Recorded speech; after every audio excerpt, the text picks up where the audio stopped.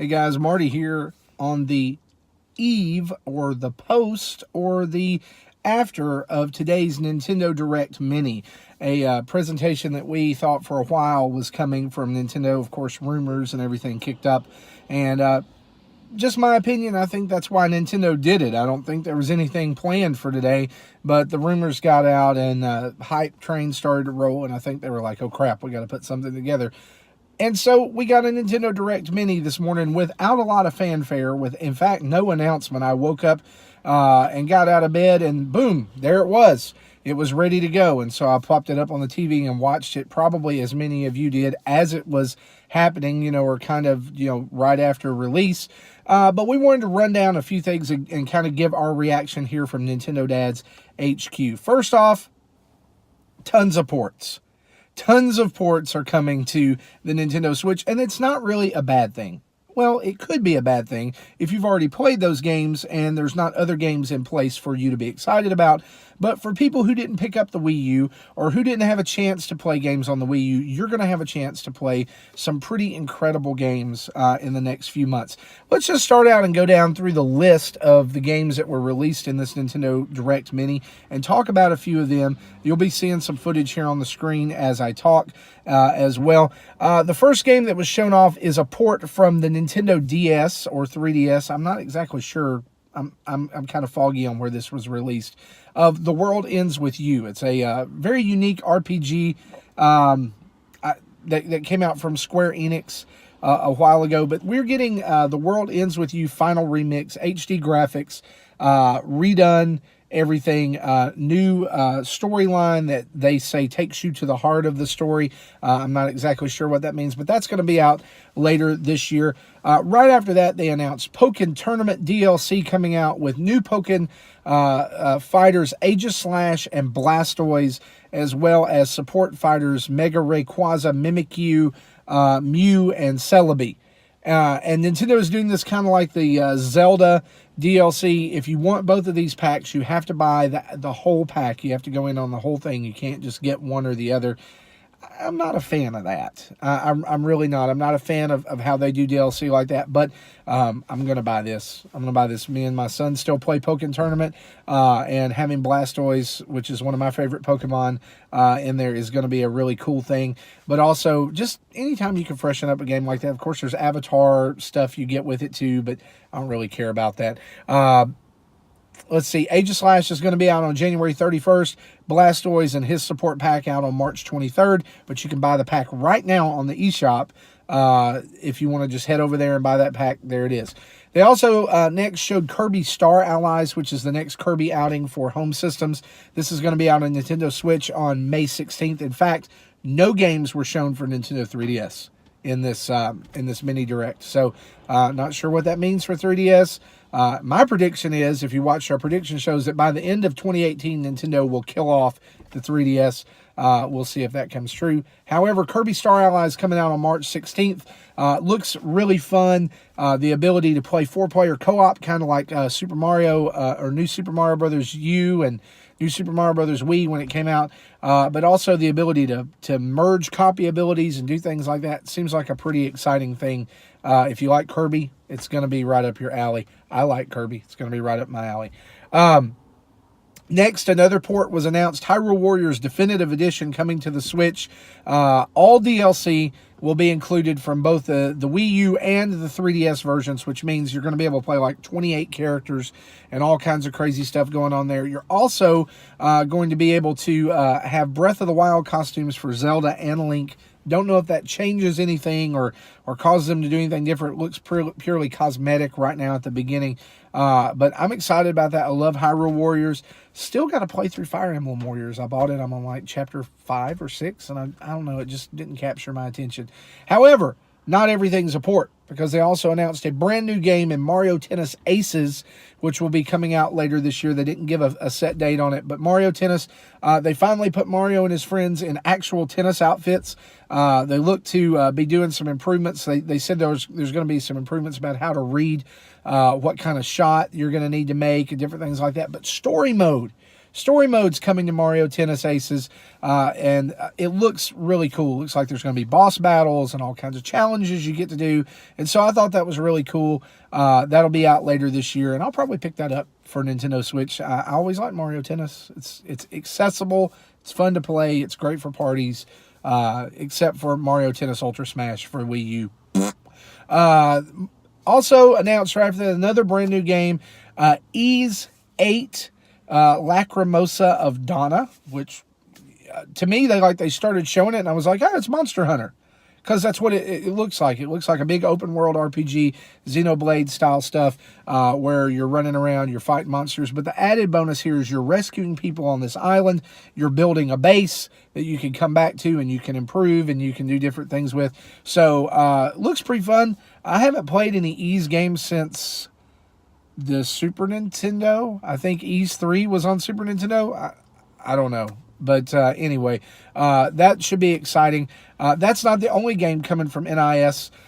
They're also bringing SNK Heroines Tag Team Frenzy to the Nintendo Switch. Another brand new game. It's a 2-on-2 tag team fighter featuring all of the heroines from like Art of Fighting and, those SNK games. King of Fighters, different stuff like that. And so I thought that was pretty cool.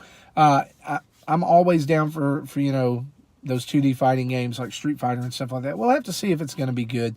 But reviews should tell us that. Hopefully, getting close to time. Hint, hint. We'd like a review copy. That would be great.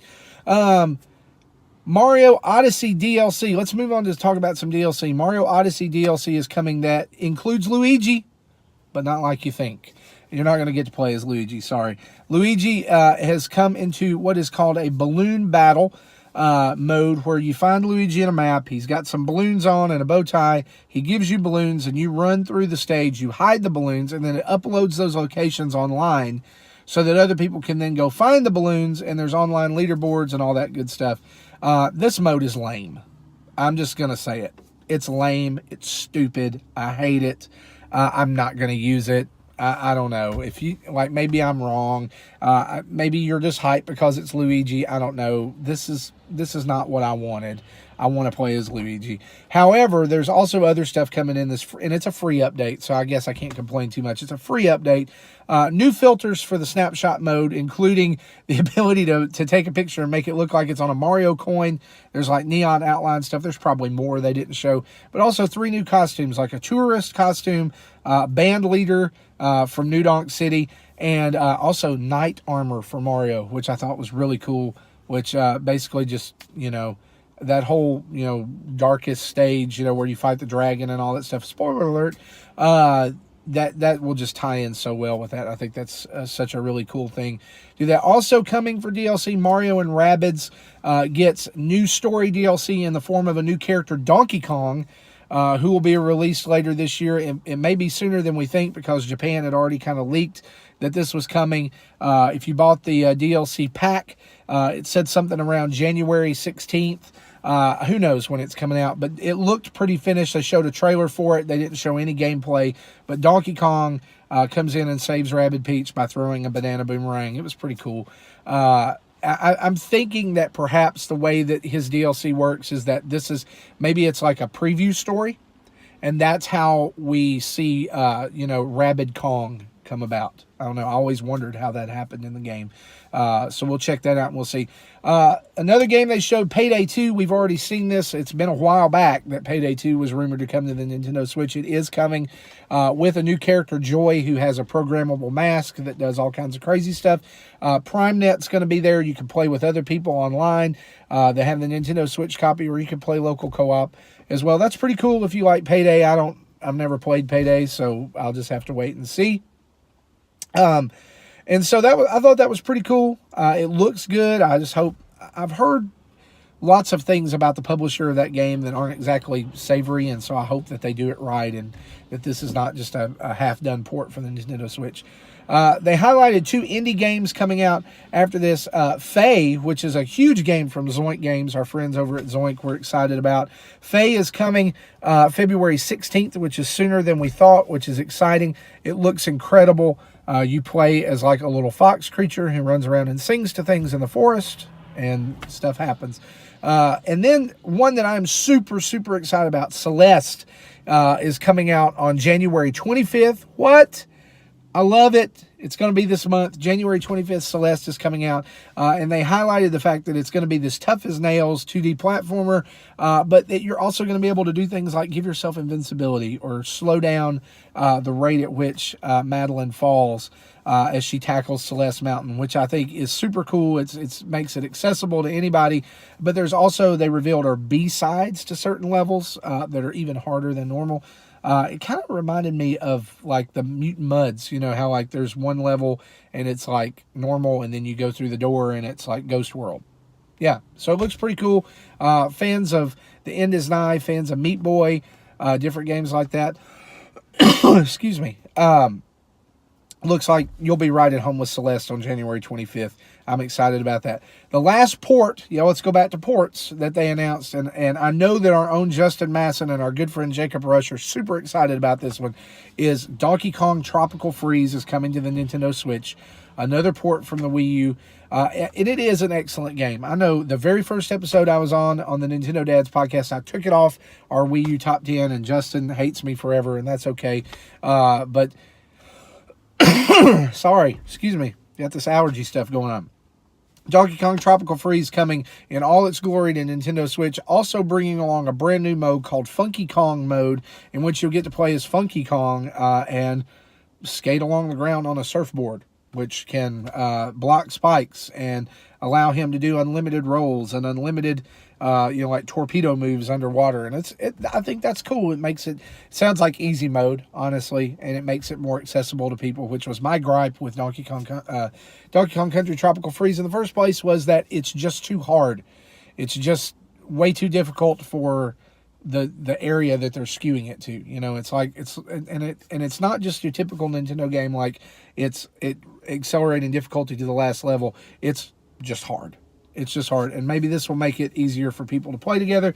May 4th, Donkey Kong Tropical Freeze is out for the Switch. And then May 25th, Dark Souls Remastered is coming to Nintendo Switch from Software. We're super excited about this. It's been rumored for a long time. We thought it was coming. News suggests also this morning that we're going to get Dark Souls 2 and 3 remastered when they release as well, and I would think, why not? I think the sales on this are going to be huge. I think people are going to want to play it. It comes out day and date with the other consoles, and it's $40.